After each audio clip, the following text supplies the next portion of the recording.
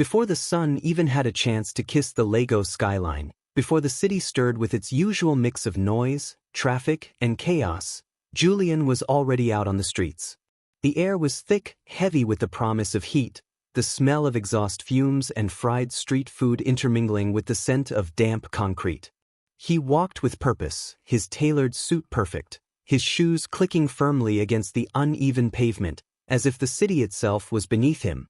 He was used to this, the quiet intensity of pre-dawn Lagos, when the city hadn't yet started to fight for space. He was a man who had everything: wealth, success, and the luxury of control. He had built a billion-dollar empire from nothing, and every decision he made now rippled through the world like a stone dropped into still water. The briefcase he carried, however, was more than just leather and steel. It was the key to the next step of his business empire, filled with contracts, deals, and numbers worth millions. But then something happened. Without warning, a street dog, filthy and wild-eyed, emerged from the shadow of a nearby alley. It was fast, too fast, and before Julian could fully process what was happening, the dog grabbed the strap of his briefcase and bolted. Julian's heart skipped a beat. His mind raced. No, not today. Not now. The dog darted between cars, its movements erratic and desperate, pulling the briefcase away with surprising speed. For a moment, Julian froze, his grip tightening around the handle of his own bag as if it might somehow stop the dog's wild escape. But then the instinct kicked in. His body responded faster than his mind. He ran after it. The dog zigzagged through the street, weaving between pedestrians, dodging traffic as if it knew exactly where it was going. Julian pursued, desperate, his breath heavy, the pulse of the city now drowned by the beating of his heart. Through the bustling streets, down a narrow alleyway, past vendors shouting and the smell of fish that stung his nostrils, the dog led him to a place he didn't recognize. It disappeared into a dilapidated building, its door hanging loosely on rusted hinges. Julian stood still for a moment, breathing heavily, staring at the building. The bag was gone, but the chase had led him here, to this forgotten corner of the city. He stepped forward, his senses on edge, wondering what he would find on the other side of the door. Before now, Julian's life was not always defined by sharp suits, private jets, or the constant buzz of corporate deals. Before now, his world was a cramped, leaking apartment in Surulere, where every rainstorm brought new patches of water dripping from the ceiling. There, his mother, Ruth, had worked tirelessly, scrubbing floors, selling goods at the market, doing whatever it took to make sure he didn't go hungry. Julian's childhood was filled with small sacrifices that, even at the time, he understood as sacrifices. He watched his mother stretch each naira to its breaking point, and yet, she always managed to keep a smile on her face. She'd never let him feel the weight of her struggles. She'd say, "We may not have much, but we have each other." Those words had stayed with him, even as he left for university, even as he climbed the corporate ladder. But the success he had worked so hard to achieve, building his business empire, felt hollow sometimes. Sure, he had money, luxury, and power. But the loneliness? That never seemed to go away. The more he acquired, the further he seemed to drift from the things that really mattered. It was at a local church in Lekki that Julian first met Amina, though it was by accident. He had decided to visit the church, a small, unassuming building that contrasted sharply with the grandeur of the city's elite places of worship. The air inside smelled of incense and candle wax, and the simple wooden pews creaked under the weight of those who came seeking solace. Amina stood near the altar, her voice rising with the quiet hum of a hymn. She sang not with the force of someone who wanted to impress, but with the vulnerability of someone who sought peace. The sound of her voice wove through the church, like a soft breeze brushing against his soul. There was something pure about it, something he hadn't felt in years. He lingered after the service, drawn to her. He was not one for small talk, especially not with someone like Amina, humble, grounded, but there was something in her eyes that made him want to be vulnerable, too. And so, he approached her.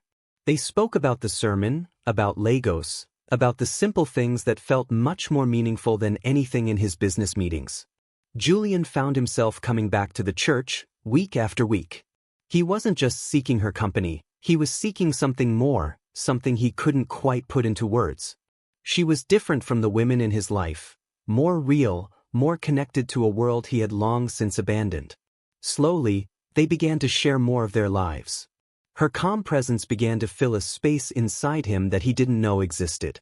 As the weeks went on, Julian and Amina's relationship blossomed into something beautiful. He would meet her after church, spend quiet evenings with her at her modest home, talk about everything and nothing. He felt a sense of peace with her that he hadn't felt in years. But not everyone was as optimistic about their relationship. Mr. Okoro, Julian's old mentor, a man who had seen the rise and fall of many like him, had warned him, "Be careful, Julian. Gold that shines too bright can burn your hand." Julian dismissed the warning. He had always trusted his instincts, and this connection with Amina felt right. She was real. She was the antidote to the hollow world he had built around himself. He was determined to let nothing get in the way of what he had found with her. The betrayal came swiftly and without warning. Julian had promised Amina the world, a life beyond the confines of the city's harsh reality.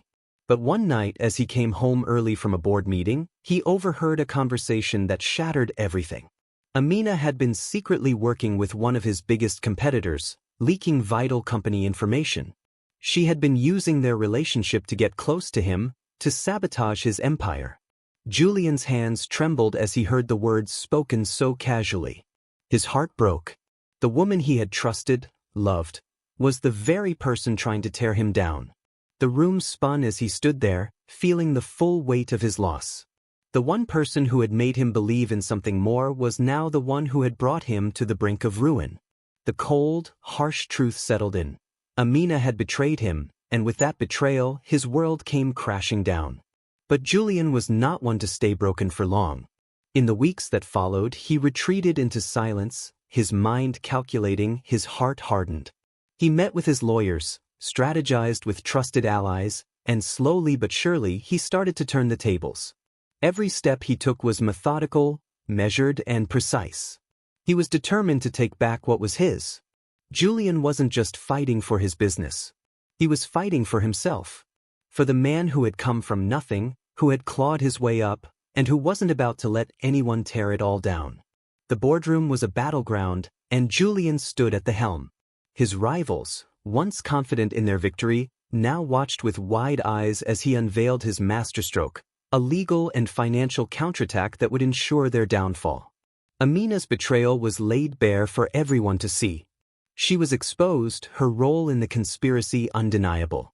But Julian's victory wasn't just a legal one, it was personal. The city, once filled with noise and greed, now felt quieter, more at peace. Months later, Julian found a new kind of peace. The betrayal had left scars, but it had also allowed him to see the value in the simple things. And it was in those simple moments that he found something deeper than wealth or success. It was in the quiet moments with Ruth, a woman who had become a true partner in his life, that Julian began to rebuild, not just his empire, but himself. Julian introduced Ruth to his mother, the woman who had sacrificed everything for him. In the exchange, there was no grand ceremony, no loud declarations. There was only the quiet understanding that healing wasn't about vengeance or triumph. It was about connection, understanding, and the slow, steady rebuilding of what truly mattered. And in that moment, Julian knew that despite everything, he had won. Quietly, humbly, and with the kind of victory that would last.